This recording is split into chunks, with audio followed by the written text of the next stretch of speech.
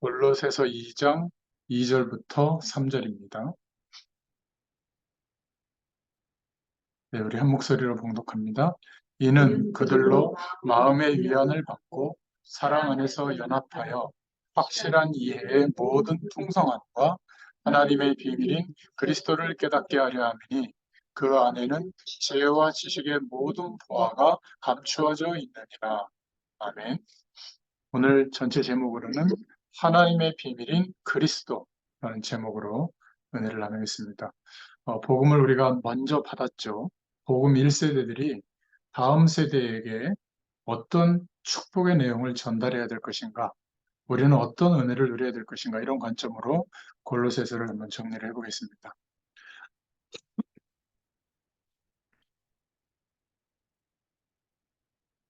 2023년도를 출발해서 이제 11월, 오늘이 마지막 주죠. 다음 주는 이제 12월이 됩니다. 12월이 되면 한 해를 돌이켜보는 그런 달로 우리가 지내는데요. 어, 그냥 여러분이 섬기는 교회와 우리의 인생을 두고 기쁘게 아마 살아왔을 겁니다. 그런데 하나님의 말씀과 기도를 통해서 누렸던 축복들과 나는 왜 매일매일을 이렇게 사는가, 이런 부분들이 좀 구체적이고 분명하게 좀 정리가 되고, 그래서 어려움도 갈등도 또 연약함도 이제 하나님이 응답하시는 길을 따라 우리가 인도받아야 되겠는데요. 그러려면 지금쯤이면 이제 구체적으로 우리가 매일매일을 인도받을 수 있는 우리 나름대로의 신앙생활하는 규모가 이제 형성이 되어 있어야 됩니다. 이렇게 해야 된다, 저렇게 해야 된다, 그 말이 아니라, 왜냐하면 똑같이 24시간이 주어지지만 그렇지 않으면 그냥 예배 드릴 때만 잠깐이지 평상시에 우리의 삶은 여전히 그냥 살아가게 되거든요. 그러면 1년의 시간이 지나왔지만 남는 것은 좀 후회스러운 그런 기억밖에 없죠. 그래서 오늘 한 해를 돌이켜보면서 저희들에게 은혜를 주셔서 하나님의 말씀, 그것도 복음이 얼마나 중요한가, 예수님이 그리스도 되어주신 이 축복 때문에 우리에게 회복된 축복이 어떤 것들인가를 계속 일주일에 한 번씩 시간을 정해서 또 같은 현장과 장소에서 복음의 말씀을 서로 전하고 들으면서 쭉 1년을 지내왔습니다. 이게 어떤 면에서는 나에게 주시는 하나님의 말씀을 우리 안에 각인이 되도록, 돈이 있어야 되고 성공해야 되고 좋은 사람 만나야 되고 또 사람들이 나를 볼 때 대단하게 봐야 되고 뭐 그런 것도 중요하지만 하나님의 말씀이 우리를 회복시키는구나. 하나님의 말씀을 따라가야 되는구나. 그 말씀이 가리키고 있는 그리스도의 축복이 모든 것이구나. 이게 내 안에 각인돼야 되거든요. 그러려면 말씀을 이렇게 흘려보내면 남지를 않습니다. 그래서 하나님이 나에게 주시는 말씀을 편집하는 시간, 묵상하는 시간이 꼭 필요합니다. 그래서 여러분들이 혹시 그 내용들을 기록해 놨다면, 한두 문장이라도 기록을 해 놨다면 그게 쭉 쌓여져서 저는 이제 12월 달이 되면 1년 동안 깨닫게 해주시는 말씀과 그 은혜들을 적어 놓은 게 있잖아요. 아침에 묵상했던 거. 그거를 쭉 읽어보거든요. 이렇게 하나님이 내 안에 살아계신 하나님의 말씀으로 역사하셨구나. 그러면서 또 한 단계 이렇게 믿음이 자라는 그런 시간이 오게 되는 것 같아요. 꼭 하나님의 나에게 주시는 말씀을 편집하고 묵상하고 기록해 보는 시간. 이게 별것 아닌 것 같아도요. 우리의 인생이 무엇을 향해서 나아가고 있는지, 지금 내 마음의 중심이 어디에 가 있는지, 그건 알게 됩니다. 그리고 두 번째는 그냥 우리가 막연히 사는 것이 아니라 뭔가 우리 인생에 대한 일이든 가정이든 우리 후대든 또 하나님이 우리에게 깨닫게 해주신 어떤 사명이든 뭔가 이렇게 계획을 세워야 되잖아요. 그래서 뭔가 하나님의 계획을 찾고 거기에 맞춰서 내 나이와 나의 형편과 내가 하는 일, 사명의 정도에 따라서 설계를 해봐야 됩니다. 이거는 뭐 돈을 내고 투자하고 땅을 사고 그런 게 아니라 기도를 통해서 설계를 해봐야 되거든요. 그러면 하나님께서 깨닫게 해주시는 계획과 내 인생을 향한 가장 중요한 축복의 내용들을 어떻게 성취해 나갈 것인가. 이게 그림이 그려집니다. 그러면 그거를 가지고 열심히 하라는 말이 아니라 하나님께 기도해 보면 하나님이 주신, 허락하신 계획이라면 하나님께서 이루고 계시는 것을 확신하게 돼요. 그 기도를 말합니다. 그러면 말씀과 하나님의 인도하심이, 하나님의 계획이 내 안에 뿌리 내려지게 됩니다. 10대 때 가졌던 생각, 청년 때 가졌던 생각, 또 청장년이 가졌던 생각, 또 노년에 가졌던 생각이 흩어진 게 아니라 계속 그 방향으로 구체화돼서 응답이 되는 겁니다. 그게 기도예요. 그렇다면 우리 인생을 이제는 어떻게 살아야 할 것인가라고는 매일매일의 삶에 대해서 반응을 해야 되잖아요. 매 순간 우리가 선택을 합니다. 그런데 그냥 닥쳐서 사는 사람들이 많아요.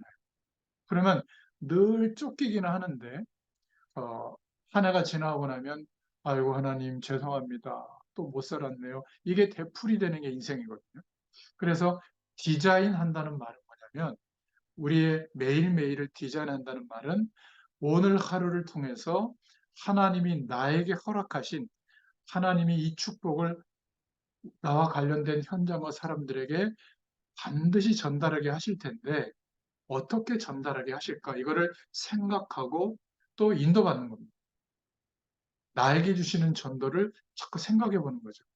그러면 내가 오늘을 사는 이유가 먹고 살기 위해서가 아니라 하나님께서 인도하시는 길을 따라 순종하면서 갈 수 있는 은혜가 오게 됩니다. 그러니까 목회자도 똑같이 목회를 해도 목회가 목적이 아니라 이 목회라고 하는 하나님이 주시는 이 일을 통해서 어떤 나에게 주시는 전도가 뭘까? 이거를 이제 찾게 되고 매일매일 그 방향으로 응답받게 되는 거죠. 그런데 좀 어려워졌다, 힘든 일이 생겼다, 그거는 전부 하나님을 바라볼 수 있는 내용이 되는 겁니다. 제가 이렇게 말씀을 준비를 여러분들이 그냥 간단하게 보시지만 진짜 막 열 몇 시간 동안 이렇게 준비하거든요. 한 세 편 정도를 똑같은 성경을 가지고 준비하는데 그러다 보니까 제가 일정을 다 소화하고 뭐 어떨 때는 밤늦은 시간에 아니면 새벽에 이거를 올해도 1년 동안 계속 했잖아요, 매주일. 근데 하루 이틀 전에 뭔가 이렇게 몸이 막 이렇게 아픈 거예요. 보니까 뭐가 이렇게 빨갛게 났더라고요. 그래서 오늘은 너무 아파가지고 피부과 가보니까 대상포진 초기라고 되게 아프다고 그러더라고요. 그래서 너무 아프죠. 웬만하면 참는데 병원에 왔거든요. 그러니까 나도 모르게 이렇게 은혜는 받았지만 몸은 좀 피곤했나? 면역력이 좀 떨어졌나? 이런 생각이 좀 들더라고요. 근데 감사했어요. 내가 노느라고 또 타락하느라고 또 막 세상에서 성공하려고 발버둥 치면서 면역력이 약해져 갖고 오는 결과가 아니라 뭔가 하나님께서 주신 그 방향을 따라 어떻게 하든지 이 말씀의 응답을 받고 이 축복을 전달하려고 하는 그것에 1년 동안 몰두하다 온 결과거든요. 참 감사한 시간이었어요. 아프긴 좀 아프더라고요. 그게 한 1, 2주 동안 아프다고 그래요.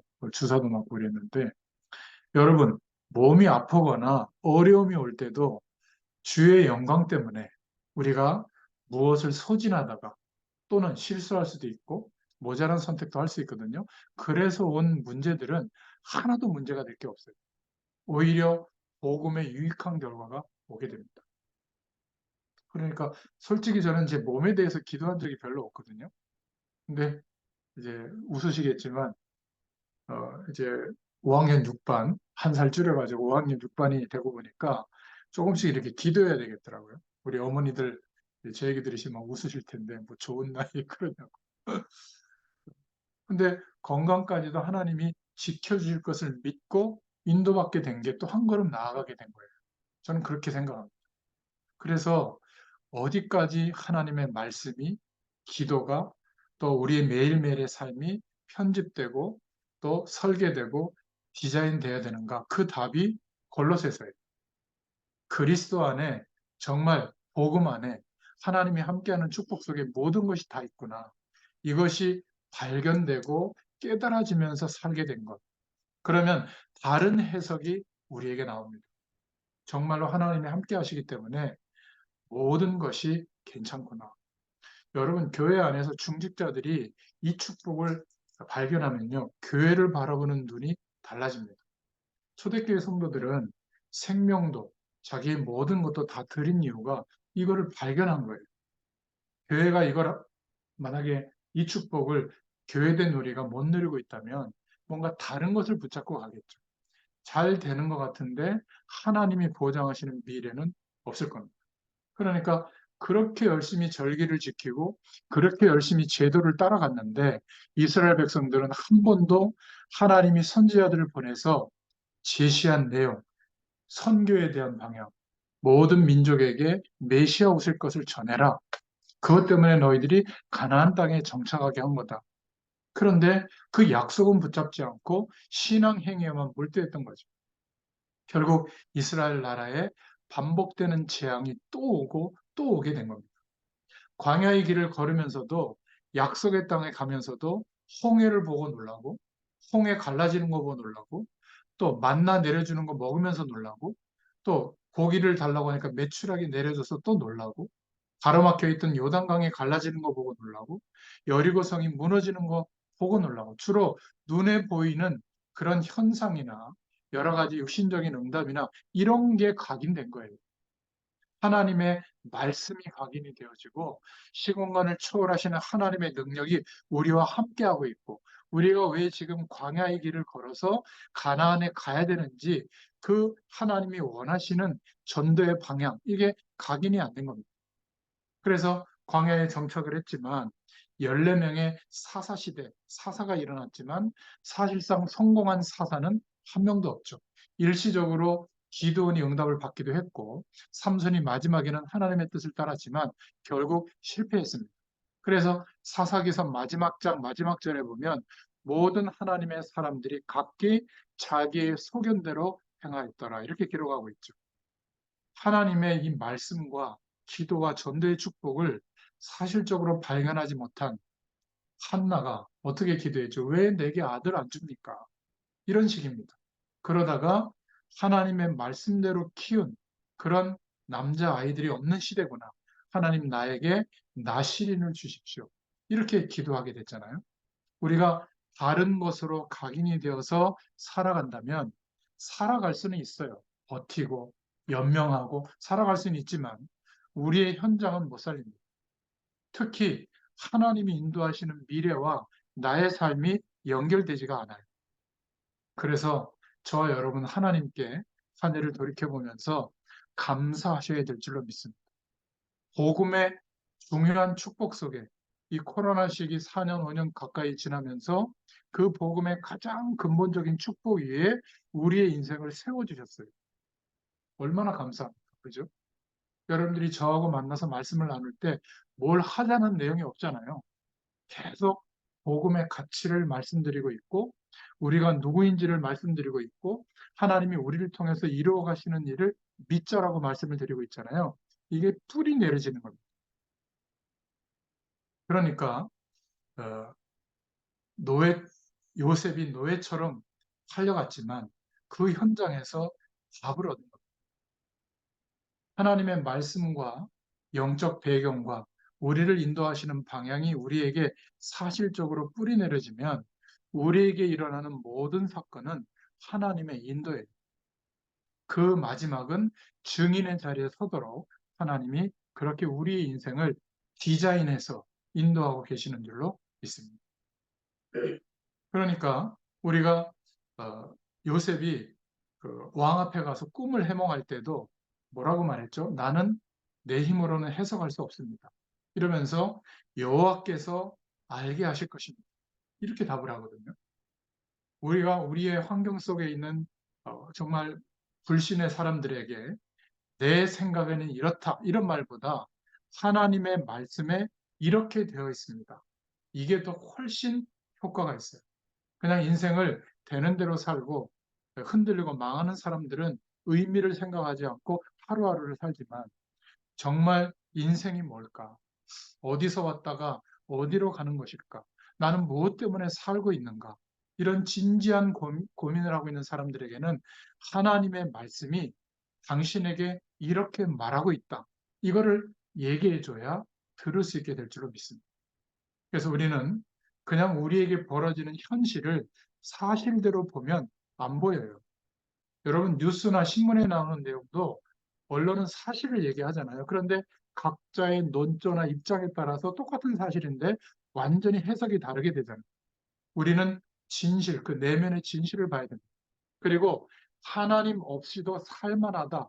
이런 가능성으로 인생관과 세계관을 부추기고 있는 영적 사실을 봐야 돼요. 영적 세력이 역사하고 있다니까요.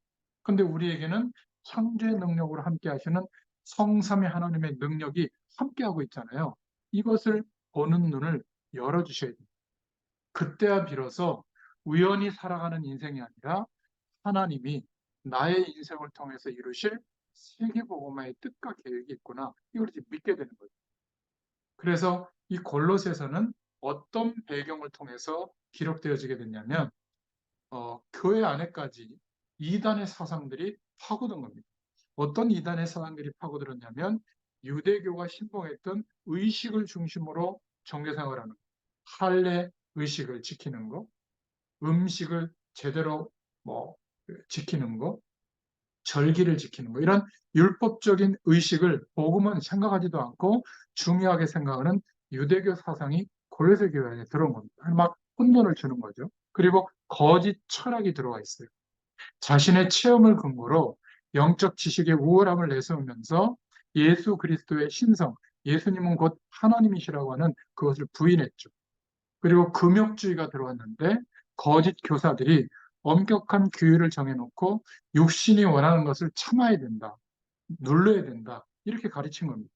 그리고 자기들은 스스로 경건하고 규율을 정해놓고 자기는 그거를 통과했다 이러면서 사람들을 막 판단하고 하나님을 믿지 않는 그런 금욕주의의 모습을 가지고 또 교회를 혼란을 주고 또 어떤 이단들이 들어왔냐면 천사를 숭배하는 이런 배경이 들어왔어요. 이 사람들은 하나님께 직접 자기가 경배드린다는 이유로 천사의 흉내를 내는 겁니다.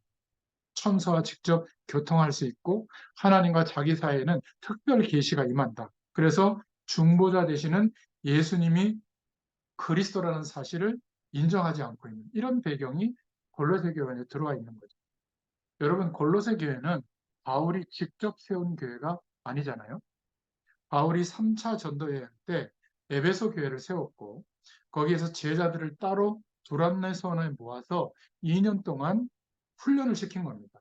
이 복음이 모든 것임을 정말 각인되도록 훈련을 시켰는데 여기에서 훈련받은 제자들이 각자 도시로 흩어져서 복음을 전하고 거기에 교회들이 세워진 겁니다.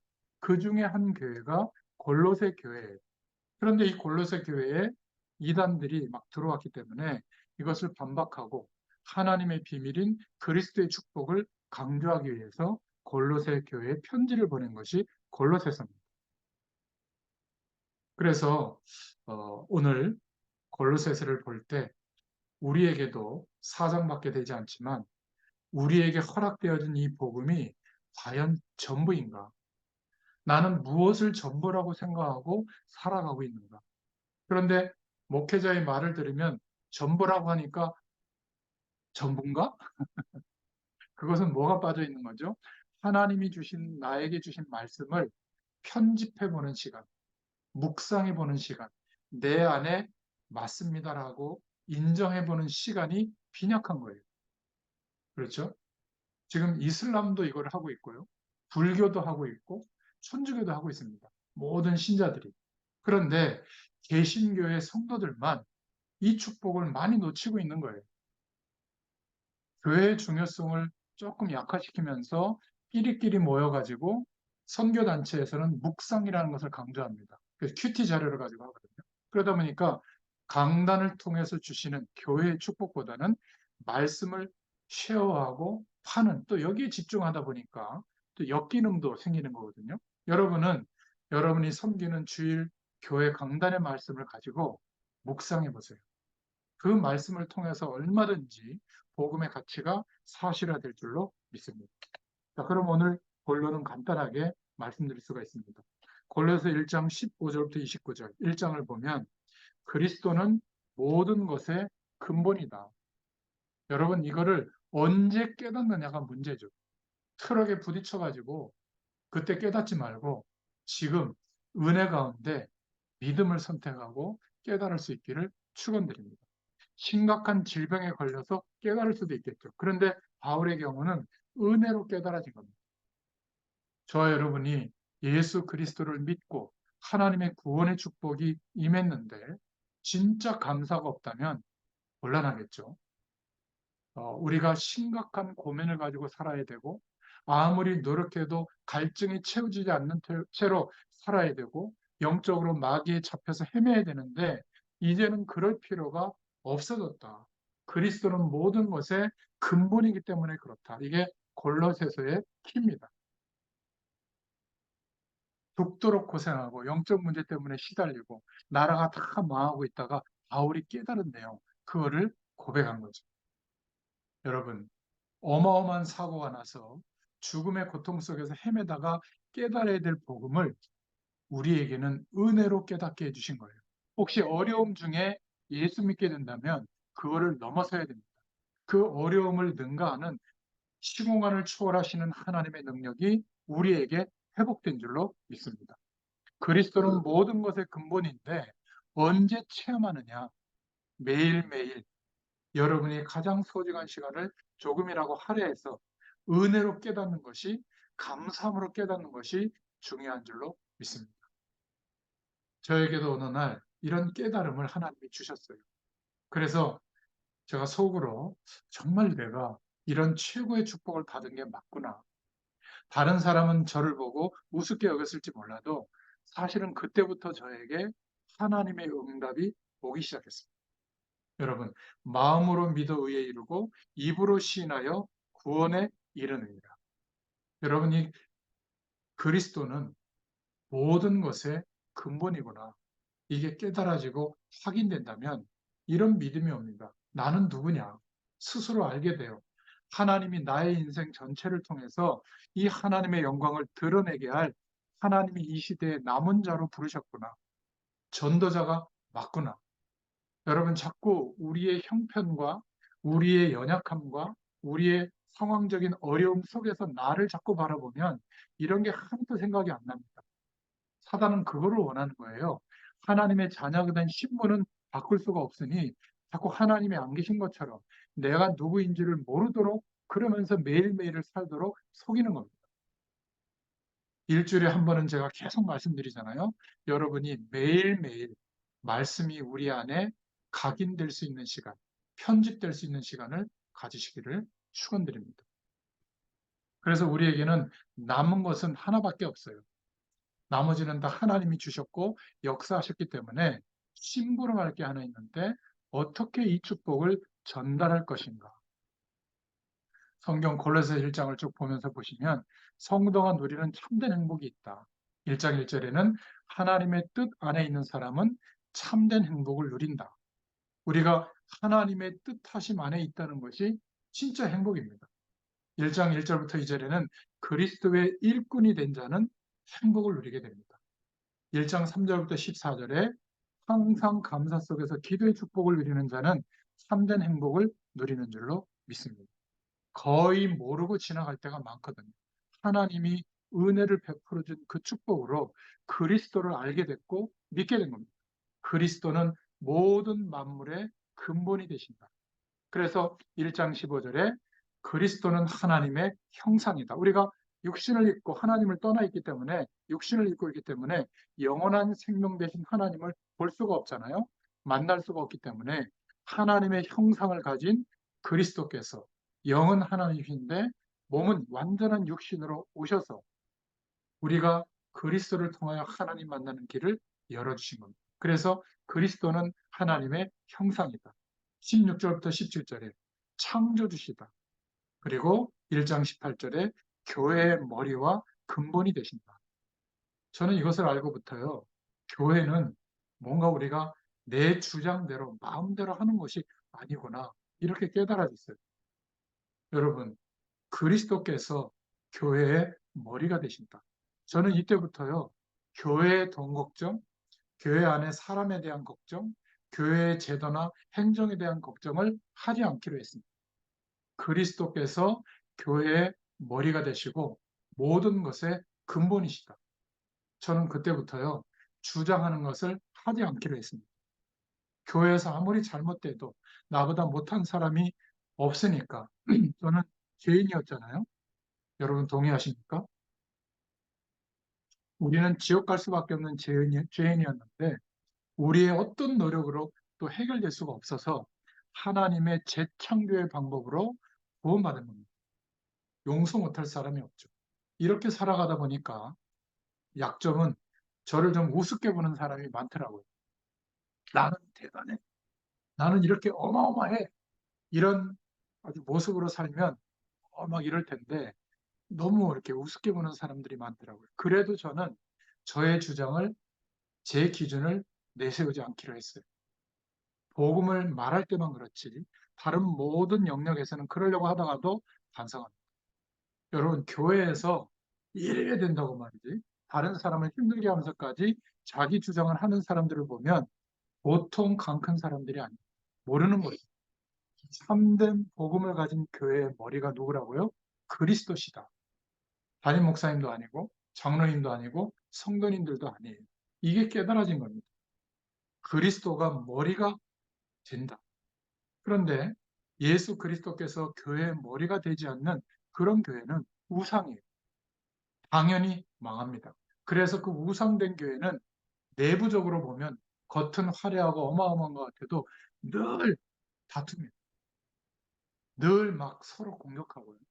그리스도의 사랑으로 피차 복종하고 섬기고 권면하고 기다려주고 밖에 나가보면 상전과 노예 시대잖아요. 예수님 시대.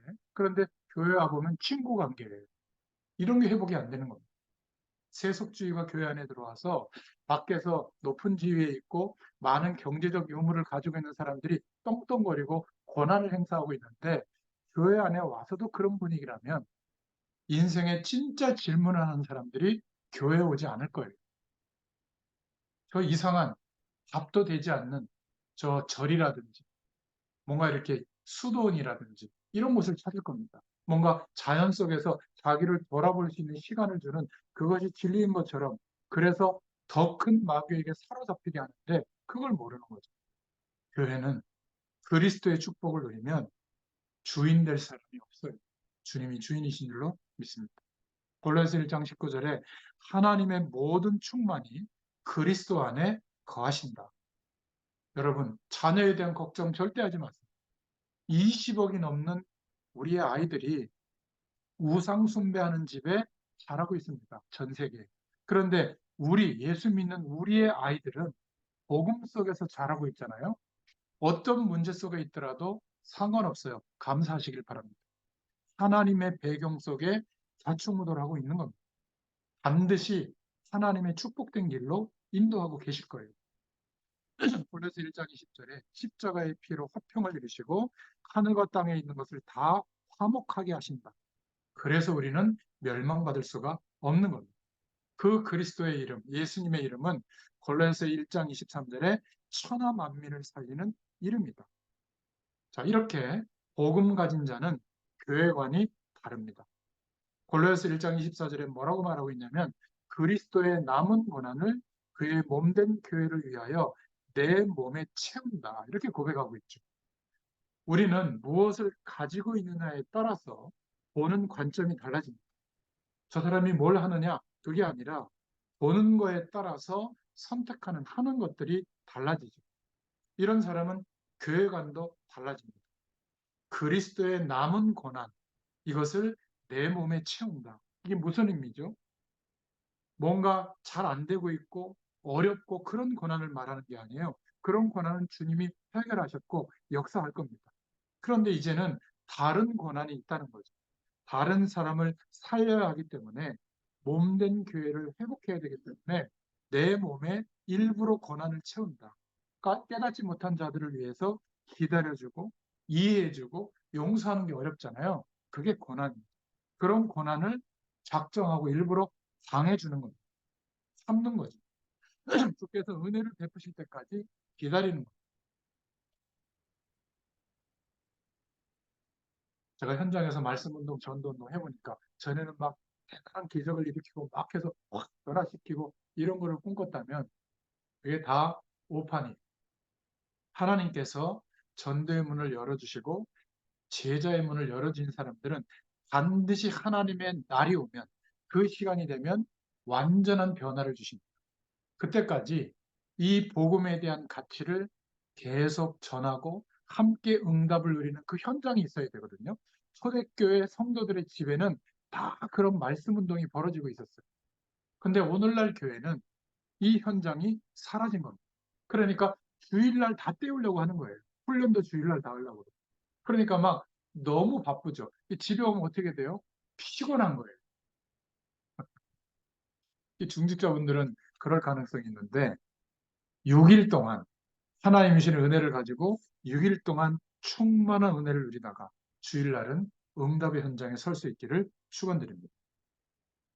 그래서 우리가 당하는 고난은 정말 육신적으로 어렵다면 하나님을 바라볼 때 해결해 주실 겁니다. 남은 고난을 내 몸에 채운다는 것. 그것을 하는 데가 교회예요. 그것을 하는 사람들이 성도인 줄로 믿습니다. 그래서 성도에게 나타난 비밀이 골로새서 1장 25절인데 교회의 일꾼된 것도 주의 경륜을 따라 말씀을 이루기 위해서 한 것이다. 26절에는 만대와 만세로부터 감추어졌던 것을 성도된 우리에게 교회를 통해서 나타내게 하신다. 27절에는 이 비밀의 영광을 우리를 통해서 이방인 가운데 알게 하기를 원한다. 선교를 말하죠. 골로새 1장 28절에 각 사람을 그리스도 안에서 완전한 자로 세우려 합니다. 29절에는 그래서 내 속에서 능력으로 역사하시는 이의 역사를 따라 내가 지금도 수고하고 있다. 내 힘으로 하는 게 아니라 내 속에서 능력으로 역사하시는 이의 역사를 따라. 저는 100% 아멘입니다. 어떻게 성령의 감동을 받지 않고 이런 고백을 할 수가 있겠습니까? 그죠? 많은 사람들은 내가 이래서, 내가 이랬더니, 내가 이렇게 기도했더니, 자꾸 이런 얘기를 하죠. 성령께서 역사하시기 때문에 자랑할 수가 없어요. 이것을 우리 자녀들과 우리의 다음 세대들에게 전달하는 것이 쉽습니까? 전달이 안 됩니다. 우리 육신의 힘으로 전달할 수가 없어요. 그래서 그 수고를, 고난을 우리 몸에 채운다. 기다려주고, 믿고 기도해주고, 또 우리가 바탕이 되어주고, 배경이 되어줘야 될 줄로 믿습니다. 그런 말이지, 육신적인 고난은 끝난 것을 기억하세요. 두 번째, 골로에서 2장은 그리스도를 바로 누리게 되는 것이 신앙생활의 성공이라고 말하고 있습니다. 근데 사실 이 부분이 노력으로 하려면 어려워요. 그러나 하나님의 말씀이 우리 안에 담겨져서 성삼위 하나님의 능력, 성령의 충만함으로 우리에게 역사하시는 이 배경이 기도를 통해서 실제가 되면 매일매일의 삶을 사는 이유가 다른 방향으로 디자인됩니다. 그러니까 이유와 목표가 달라져요. 은혜로 되기 때문에 쉬워집니다. 여러분, 지금부터 우리의 과거를 한번 돌이켜보세요. 지금까지 살아온 게 은혜 아니에요? 은혜입니다. 은혜. 육신적으로는 좀 부족하고 모자랄 수 있어요. 그거는 인정해야죠. 뭐 우리의 연약함이 그 정도니까. 그런데 영적으로 보면 비교할 수 없는 축복 속에 들어온 겁니다. 그리스도 안에 모든 것이 다 있다. 그들로 마음의 위안을 받고 사랑 안에서 연합하여 확실한 이해의 모든 풍성함과 하나님의 비밀인 그리스도를 깨닫게 하려 함이니. 여러분, 예수 그리스도를 믿고 그 이름으로 하나님을 바라보세요. 약속한 모든 신령한 복을 알게 하십니다. 그래서 그 안에는 지혜와 지식의 모든 보화가 감춰져 있다. 골로새서 2장 2절 3절이죠. 그래서 사람들의 말에 속지 말아야 된다. 교회 안에 들어와서 다른 기준을 복음보다 앞세워서 좌지우지하는 그런 말에 속지 마라. 2장 4절에. 2장 5절에는 성령 안에서 심령으로 함께하는 성도의 축복을 누려야 한다. 여러분, 부부가 성령 안에서 이 기쁨을 누릴 수 있게 된 것, 여러분 얼마나 감사합니까? 저는 이 두 분을 보면 그냥 감사하셔야 돼요. 육신적으로는 여러 가지 그런 게 있어 다툴 때도 있으시겠지만 또 어머니와 같이 복음을 나누고 그럼 이게요 감사할 일입니다. 아무리 연약하고 가난하고 부족할지라도 부부가 가정이 성령 안에서 복음과 믿음이 통한다면 이것보다 축복이 없어요. 그런 가정들은 놀랍게 전부 후대들이 하나님께서 역사하는 성공이 다 왔다는 사실입니다. 그래서 세속의 가르침은 참된 것이 될 수 없다. 그리스도 안에 뿌리를 내리며 그 속에서 세움을 받아 믿음에 서야 한다. 2장 7절에 참고하는 것이지 거기에 우리의 인생을 건다는 것은 비참한 거죠. 근데 아직 인생을 열심히 출발하는 청년들은 어떻게 살죠? 거기에 목숨 걸어요. 그럼 어떻게 될까요? 차라리 더디게 되면 좋은데 잘 되면 그때는 진짜 특별 기도하셔야 돼요. 거기에 더 인생을 걸거든요. 그럼 결과가 어떻게 될까요? 또 한계되는 상황이요. 하나님은 하나님의 자녀에게 그렇게 역사하시지 않거든요. 우리의 것으로 되지 않는다는 것을 항상 알게 해주시는 인도하심. 그러니까 은혜 속에 있으면 이것을 트럭에 들이받쳐서 하는 게 아니라 병들어서 알게 되는 게 아니라 망해서 알게 되는 게 아니라 은혜 속에서 항상 깨닫고 하나님이 함께 하시는 축복을 가지고 노력하는 겁니다. 그러니까 쉽죠. 하나님의 역사가 일어납니다. 그 안에서 뿌리를 내립니다.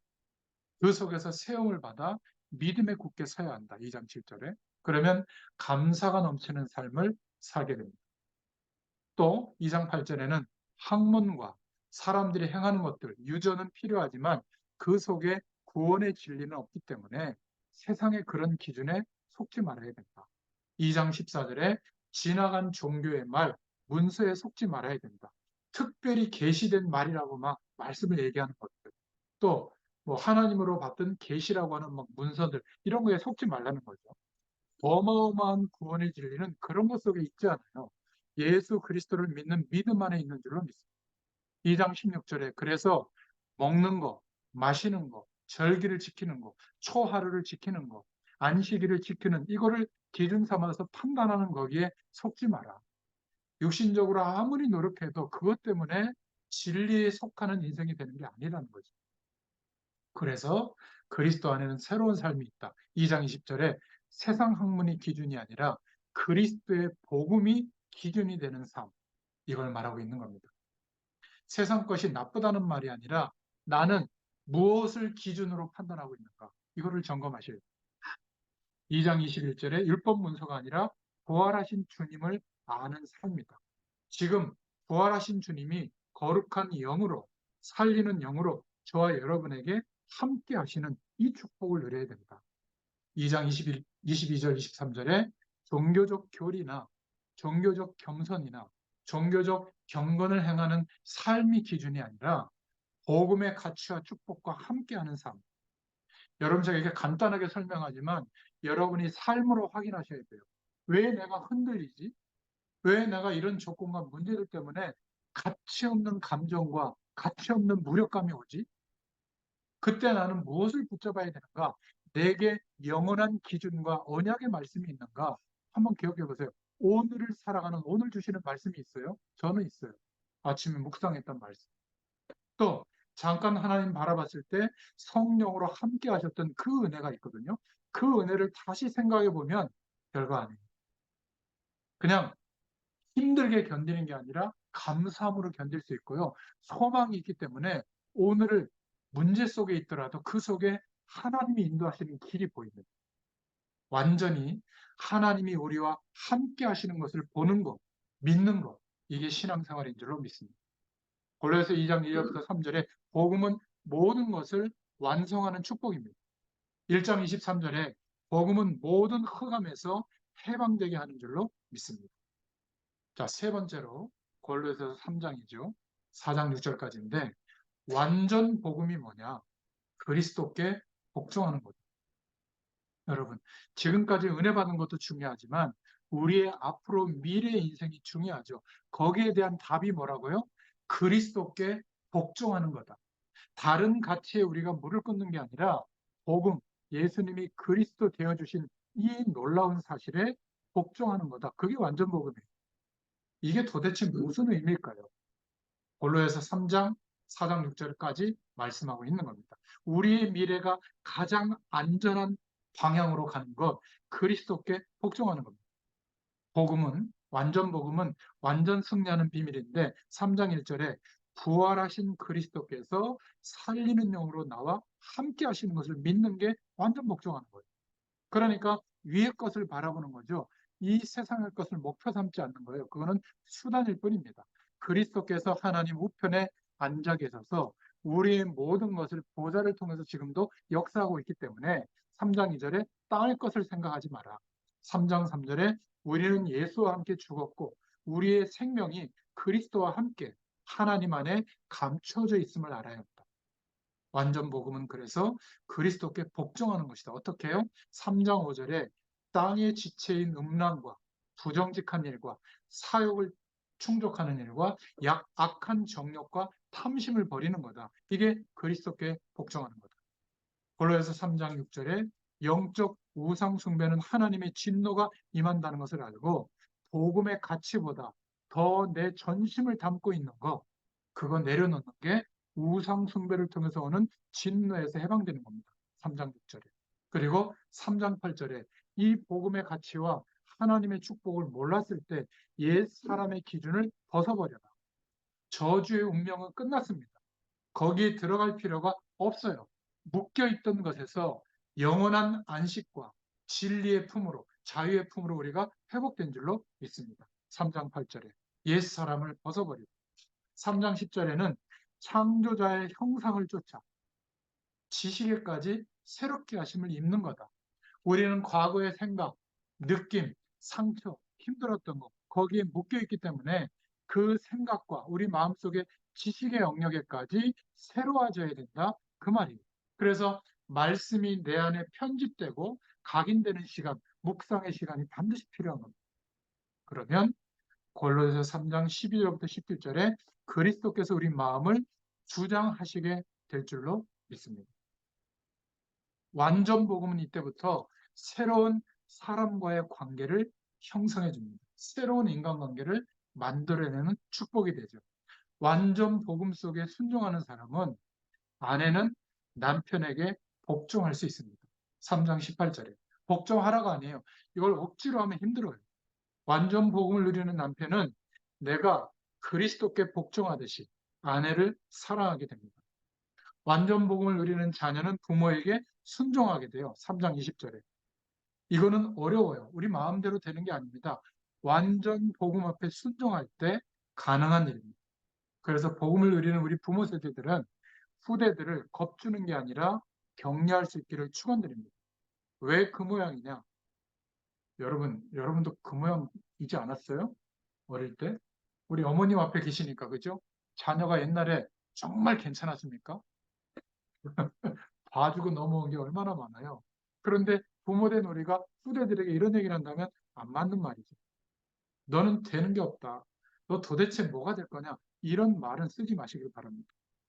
우리 후대들에게 격려해주고 괜찮다. 나는 연약하고 부족해서 너를 진짜 도울 수는 없지만 하나님이 너를 반드시 인도할 거다. 진짜 하나님이 역사할 시간이 왔다. 이렇게 언덕이 돼주고 배경이 돼줘야 될 줄로 믿습니다. 그래서 성경은 자녀를 노엽게 하지 말라고 한 거예요. 여러분, 복음 안에 있다면 3장 22절에 완전 복음을 누리는 일꾼은 누가 말하지 않아도 성실하게 일할 수 있습니다. 또 25절 4장 1절에 보면 완전 복음을 누리는 상전은 종에게 베풀게 됩니다. 이 시대는 노예가 있었던 시대잖아요. 밖에서는 상전과 노예인데 복음 안에 들어와 보니까 친구가 된 겁니다. 전에는 부모와 부부 간에, 부모와 자녀 간에 담들이 있었는데 복음을 깨닫고 보니까 그 복음 앞에 순종하다 보니까 담이 없어지게 된 줄로 믿습니다.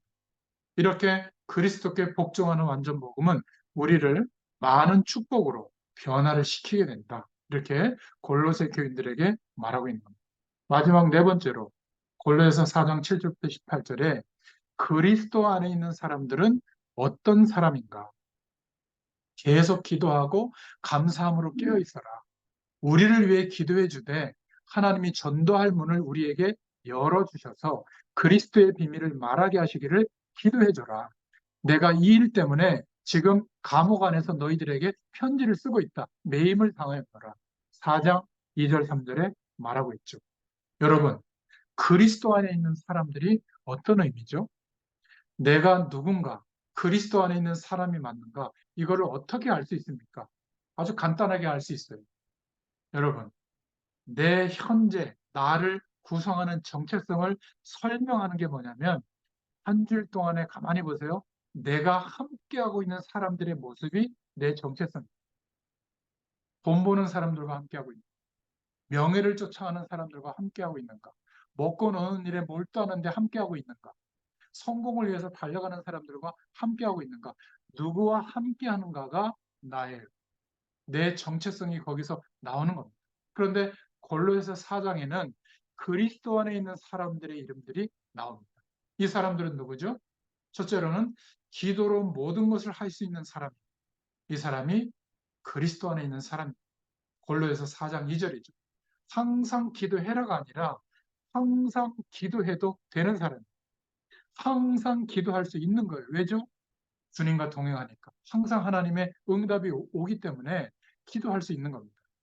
또 그리스도 안에 있는 사람은 항상 그래서 감사할 수 있는 거예요. 목사님, 저는 감사가 없는 것 같아요. 당연하죠.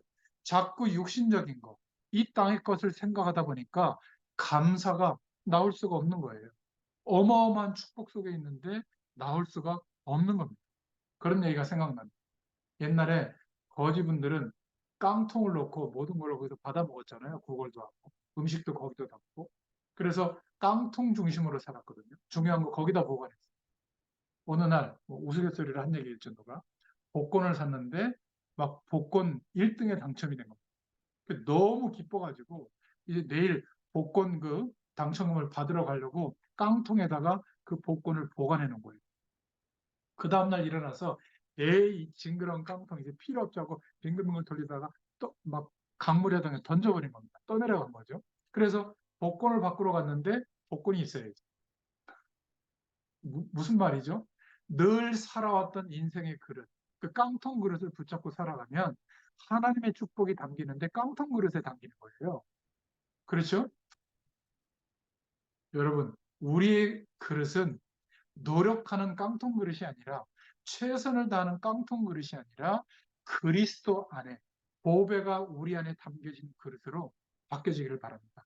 그래서 믿음의 그릇인 거예요. 노력했더니 얻어지는 결과를 얻는 그릇이 아니에요. 그래서 그리스도 안에 있는 사람은 4장 3절에 전도의 문을 열어달라고 기도합니다. 이 축복을 어떻게 하면 전달할 수 있을까? 이게 삶의 매일매일의 진짜 이유거든요. 여러분, 깨어있는 사람, 감사하는 사람과 함께 하시기를 바랍니다.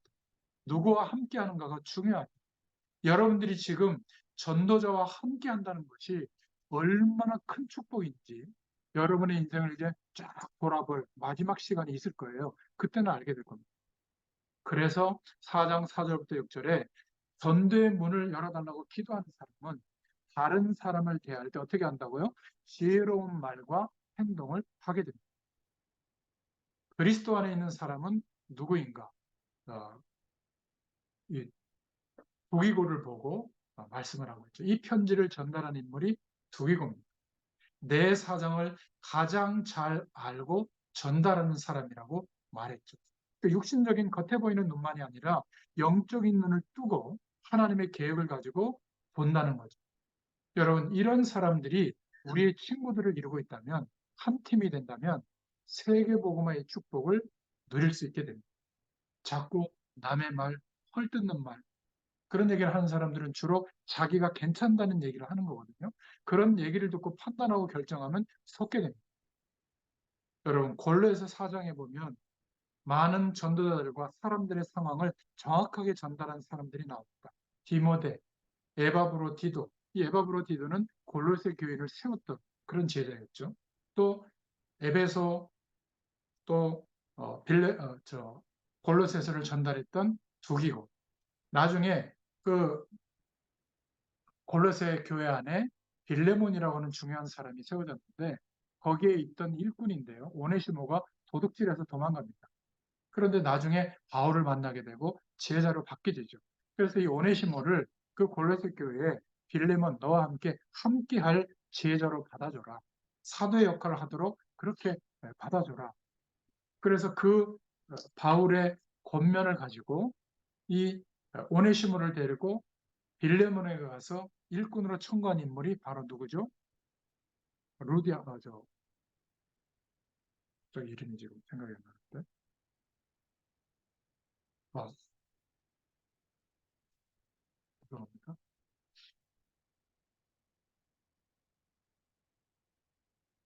아, 예. 두기고입니다. 디모데, 에바브로디도, 두기고. 이런 하나님의 일꾼들을 바울은 참 마음에 담고 있었어요. 여러분, 제가 이 말씀을 생각하면서 여러분들도 떠올려 보고 제가 섬기는 교회 중직자들을 한번 생각해 보거든요. 두 가지 타입의 사람들이 있더라고요. 뭔가 이 사람을 만나고 이렇게 겪어보면 자꾸 다른 사람에 대해서 오해하게 만드는 사람이 있어요. 그런 중직자들이 있습니다. 또 어떤 사람은 그 사람을 만나고 얘기를 들어보면 뭔가 은혜가 되도록 얘기해 주는 사람이 있어요. 똑같은 사실인데도. 여러분은 어떤 입장에 쓸 겁니까? 어떤 사람은 만나보면 상황과 여건에 대해서 편안하게 하는 사람이 있고, 막 어떤 사람은 막 큰일 났다고. 이렇게 안 하면 안 된다고. 망한다 말이야. 막 긴박하게 해가지고 막 이렇게 해야만 된다. 주로 사기꾼들이 그렇게 얘기하죠. 또 영적인 눈을 똑바로 뜨면서도 육신적인 상황도 보면서 이렇게 말해주는 사람이 있거든요. 이런 사람들이 우리 주위에 있다면 응답받게 됩니다. 세계복음화가 이루어지게 되죠. 4장 7절에 목회자의 사정을 잘하는 사람, 다른 사람에게 사랑받는 사람, 신실한 일꾼, 주 안에서 함께하는 사람. 4장 12절에는 확신을 가지고 있는 사람, 많이 수고하는 사람. 13절에. 4장 17절에는 주 안에서 받은 직분을 아는 사람. 4장 18절에는 핍박 속에서 증인이 되는 사람. 이렇게 말하고 있습니다. 여러분, 두기고와 같이, 디모데와 같이, 에바브로디도와 같이, 빌레몬과 같이 이 축복을 누리는 저와 여러분 되시기를 축원드립니다. 그러면 우연히 우리가 만난 것 같지만 하나님께서 세계 복음할 수 있도록 세 가지 요소를 갖추게 한 겁니다. 복음 가진 전도자, 교역자를 만나게 된 거죠. 마태복음 16장 16절에 정말 복음 전하는 그리스도의 고백을 가진 전도자, 하나님의 뜻을 따라 부름받은 전도자. 골로새 1장 1절부터 2절에 나오죠. 그리고 현장에서 만난 복음 가진 제자, 제자로 세워지는 인물들. 골로새서 4장 8절부터 15절. 그리고 여러분들을 통해서 여러분 현장에 하나님이 남겨놓으신 사람을 만나게 될 텐데 복음 받을 예비된 사람. 골로새서 4장 2절부터 3절. 이 세 가지 축복을 누리면 세계 복음화의 길이 열리게 되는 겁니다. 오늘 말씀을 듣는 저와 여러분에게 하나님이 주시는 결론을 맺어보겠습니다. 여러분, 그리스도의 축복이 뭔지, 복음의 가치가 뭔지 알게 되는 것은 예수 믿고 영접하게 되는 것은 은혜죠. 그런데 이 복음을 제대로 맛보고 누리게 되도록 훈련하는 게 중요한 겁니다. 물론 교회에서도 시키지만 여러분 스스로 하나님의 인도를 받는 훈련, 제가 서론에 말씀드린 그 내용이 중요해요. 초대교회가 이 축복을 누리게 된 겁니다. 만약에 복음의 가치와 그리스도의 축복을 맛보지 못하면 어떻게 되는 줄 아세요? 뭔가 모르지만 갈증이 오게 되어 있습니다. 뭐 헛헛한 거예요. 뭔가 힘든 겁니다. 이거는 누구에게나 있고 어떤 면에서는 발전이 시작이 되기도 하고 노력해야 할 동기도 되는데 아무리 노력해도 이 인간에게 내면에 있는 갈증은 채워지지 않게 돼요. 그래서 결국은 방황하게 됩니다. 복음을 아는데도 구원받았는데도 이 갈증이 해결되지 않고 말씀의 뿌리와 하나님 나라의 배경과 내가 사는 이유가 확인되지 않으면 방황하게 되어 있어요. 그 이유는 상대방 때문이 아니에요. 나의 연약함 때문이 아니라 뭔가 영적으로 갈증이 채워지지 않기 때문에 그런 겁니다. 문제는 이걸 그냥 놔두잖아요. 어느 날 조그만한 문제인데 이게 영적 문제화 돼서 내 삶을 지배하는 겁니다. 그래서 시간과 장소를 정해놓고 계속 복음의 가치와 살리는 영으로 역사하시는 하나님의 능력에 배경과 나는 왜 지금 여기에 있는가, 무엇 때문에 사는가, 이거를 확신하게 하는 훈련이 필요한 겁니다. 그게 초대교회 하나님이 알게 해주셨던 성경적 전도운동의 방법이에요. 그게 훈련의 내용인 겁니다. 우리가 지금 이것을 지속하고 있는 거거든요. 여러분도 여러분의 삶의 현장에서 이 축복을 누릴 수 있도록 기도하면 열려지게 되는 겁니다. 이 맛을 못 보면 영적 문제가 들이닥치게 되고, 그러다가 그렇게 노력했는데 인생 후반부에 가면 고통 속에 빠지게 되는 겁니다. 그런데 이 복음의 맛을 제대로 봐버리면 모든 상황이 계속되는 것 같아도 어떤 상황 속에서도 실패하지 않게 됩니다. 이런 고백을 하죠. 고린도후서 4장 7절부터 10절에 보면 내가 사방으로 우겨싸임을 쌓여도 쌓이지 아니한다. 뭔가 하나님의 영광을 드러내려고 조금 판단하고 선택하고 행동하는데 우겨싸임을 당하는 것 같은 분위기가 형성돼도 쌓이지 않는다. 이것을 나타낸 것이 초대교회의 훈련입니다. 말씀도 확인되게 되고 기도 응답도 받게 되고 힘이 빠져 있다가도 하나님이 응답하시는 축복을 보게 되면 계속 그 길로 갈 수가 있어요.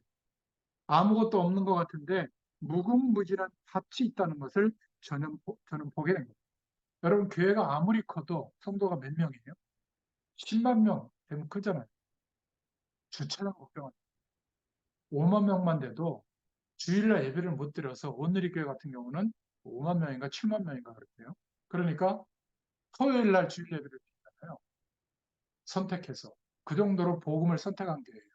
건물을 크게 해서 헌금의 가치를 없애는 것보다 아예 주일 드리는 예배의 가치를 인정한다면 토요일 날 드려도 주일 예배가 될 수 있고 주일 날 드려도 될 수 있는 거 아니야. 그래서 두 날을 다 주일 예배로 드리잖아요.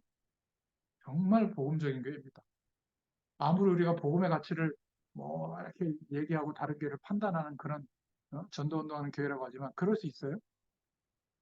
담임 목사님이 교회 이제는 그냥 맡겨두고 내가 좌지우지하는 게 아니라 아예 선교 현장에 바울처럼 갈 수 있습니까? 못 갑니다. 기교회 생기면 그래도 내 메시지 해야 되고 내 이 통제권 안에 들려고 하죠.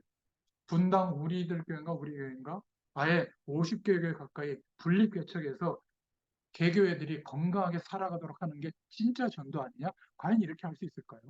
저는 많은 생각을 해봐요. 복음 앞에서.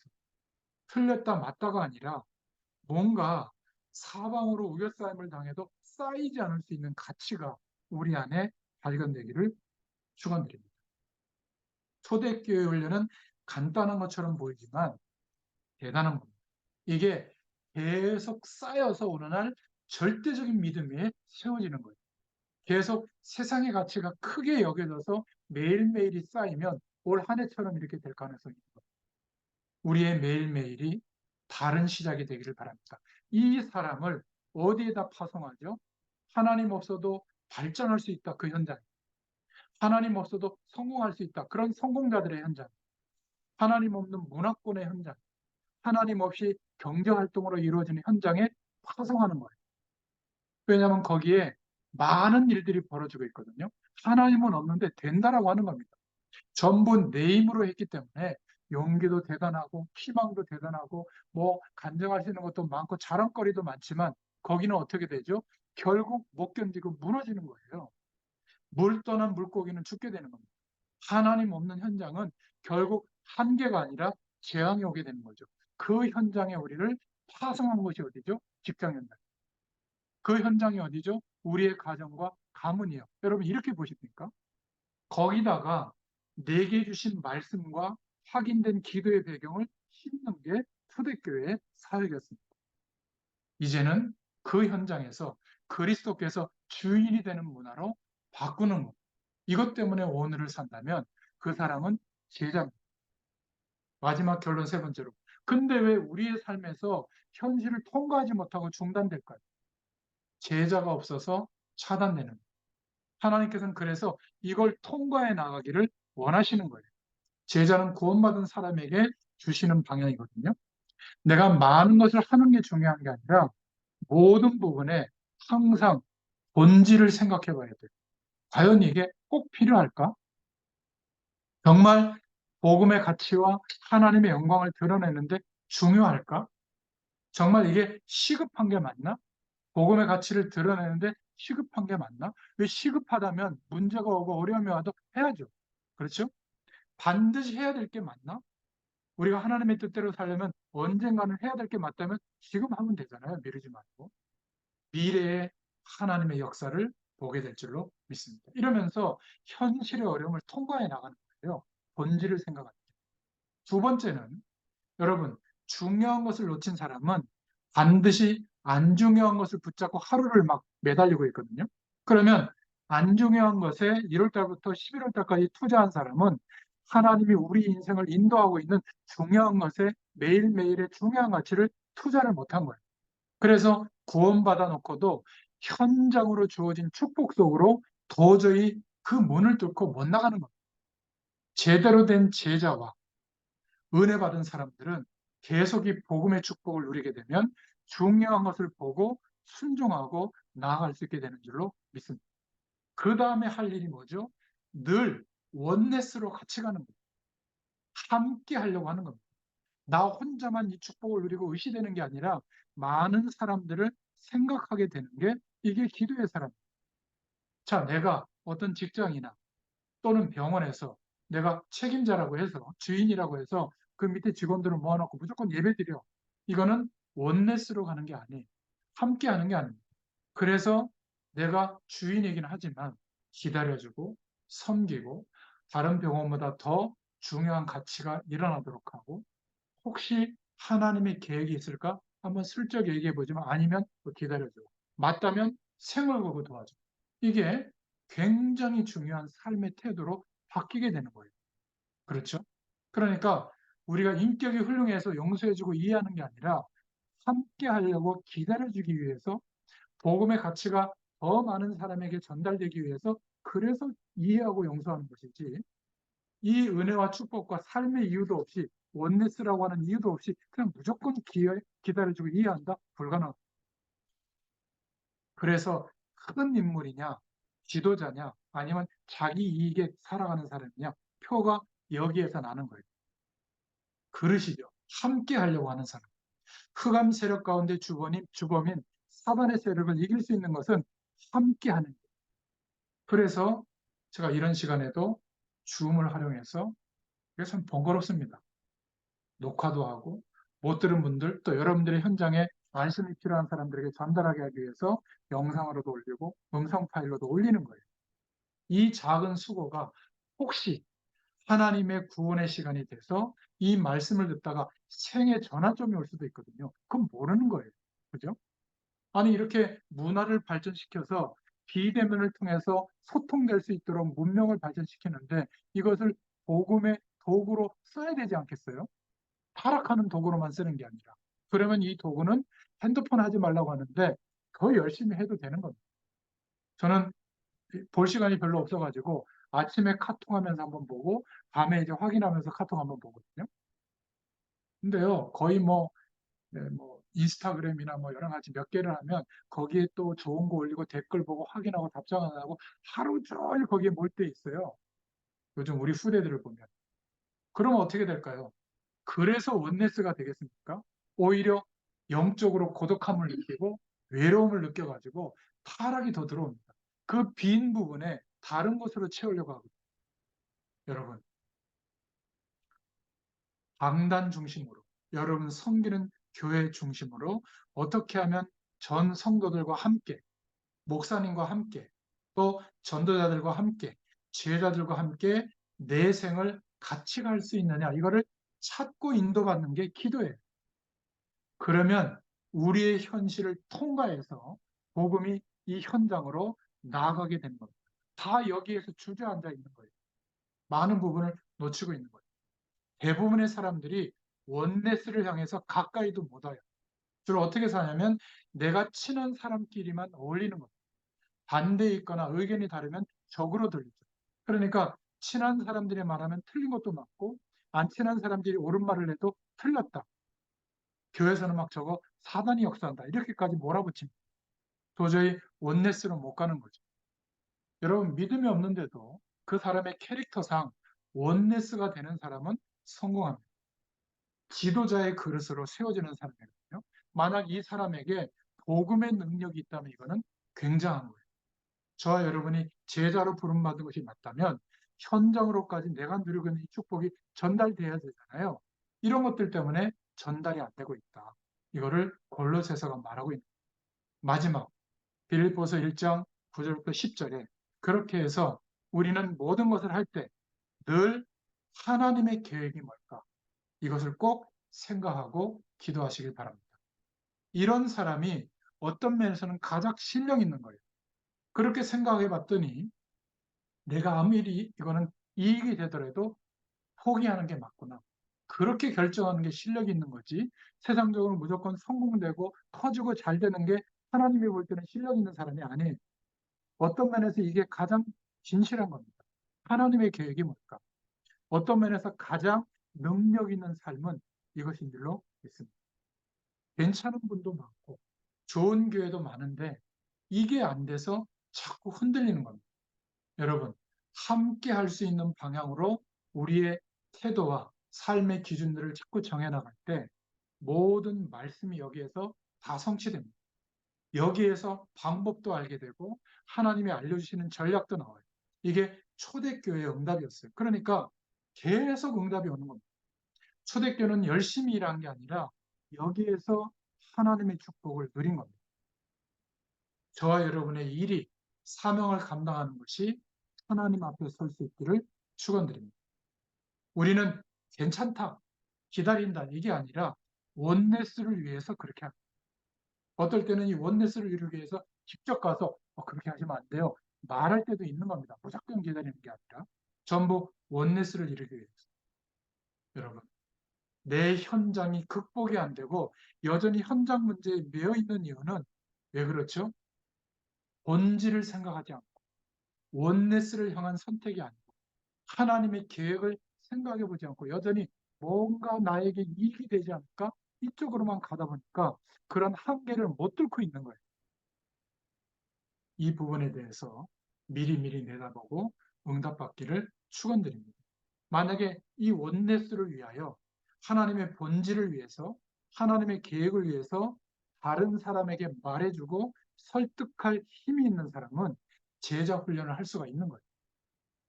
여러분 지금 이 말씀 운동 현장에서는 제가 말씀을 굉장히 깊이 전달합니다. 원래 이게 제자들을 세우는 방향이거든요.